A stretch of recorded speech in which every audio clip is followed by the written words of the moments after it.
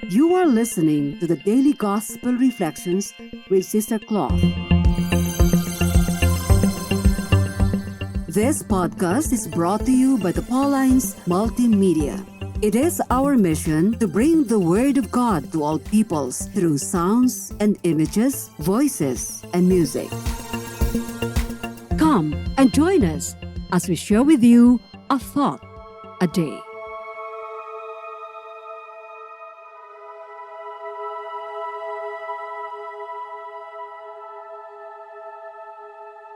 A reading from the Gospel according to St. Matthew, chapter 9, verse 35, and to chapter 10, verses 1 and 5 to 6 and 8.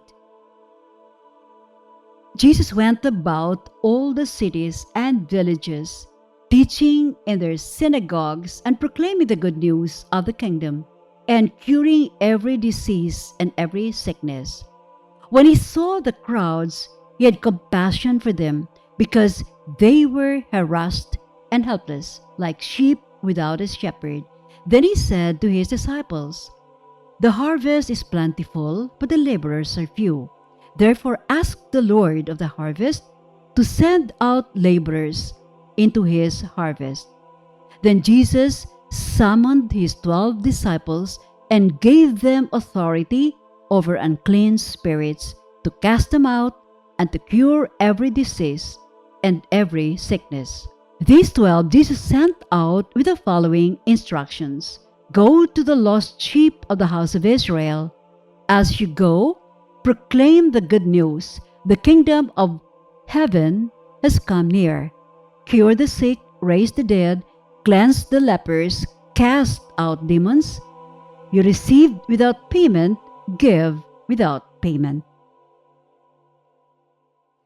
Today we celebrate the feast of Saint Ambrose. As bishop, he donated all of his land and money to the poor, which probably made him also a patron of beggars. Our gospel for today discusses Jesus's and his disciples' missionary activities.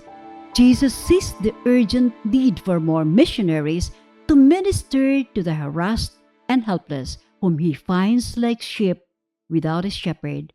He says, "The harvest is plentiful, but the laborers are few.